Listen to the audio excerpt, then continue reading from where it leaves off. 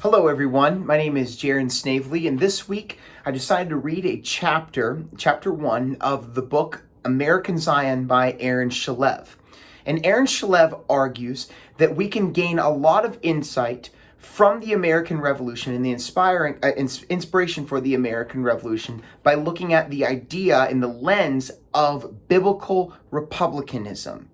Now, he basically argues two things in this article: that biblical republicanism informs us, the historians, and how Americans thought of themselves in their view of history, in their own view of themselves in history, and then also their struggle for self-government.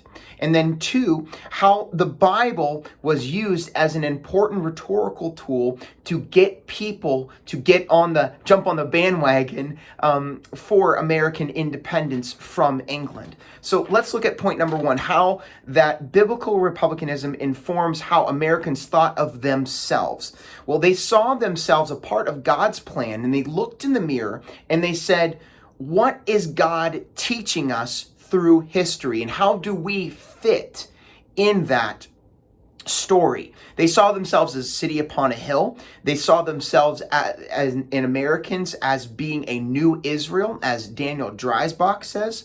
They were a part of God's plan, and God's plan had favored certain types of government. Okay, so when we're talking about biblical republicanism, we see that the Bible informs us, or whoever this is addressing, that republicanism or self-government is the best way for people to govern themselves. So not monarchy, self-government. And they would point to a couple stories in the Old Testament that would give insight into how they saw themselves. Okay, again, if they've seen themselves as New Israel, they're viewing themselves as Israel, and they looked at how God gave favor to Gideon in the Old Testament. And as we know, Gideon was a judge, and then he freed his people of Israel from their enemies, and the people of Israel wanted to crown him as a king, and he ignored the cries for him to be king, and he says this instead: the Lord will himself rule over you. That is and how they saw that as a cry for republicanism and self-government.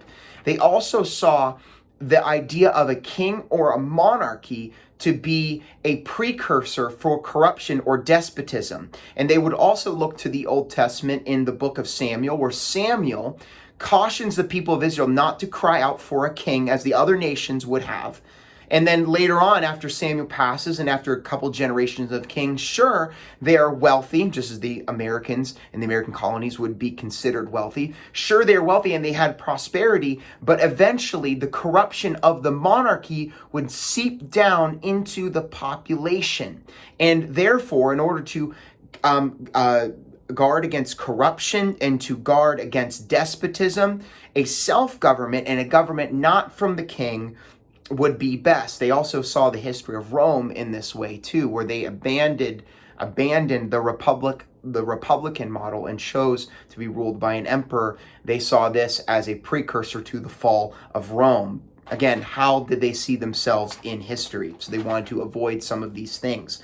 Okay, and Shalev also says too that the Bible was an important rhetorical device to get people on board, because the Bible was the universal language of the people. Despite of how much diversity there was Protestant hegemony within the people. So the Bible was very respected, and they were a very literate society. So this explains why Patrick Henry and Thomas Paine would write speeches that were based upon biblical exegesis models. Like, for example, Patrick Henry in his "Give Me Liberty or Give Me Death" speech would kind of brought fear into the minds of people because it reminded them of the cautions of Jeremiah. He even uses this quote, "betrayed with a kiss," with an allusion of Judas betraying Jesus, as if the English were betraying the Americans with a kiss, a friendly kiss that would betray them. And this is how they saw the monarchy. So not only was the Bible universally accepted, but then it also added a lot of weight. It added that ethos, that credibility to people's arguments. And so it is through these lights of how they saw themselves and using the Bible as a rhetorical device that biblical republicanism is an important way to view the American founding. Thank you.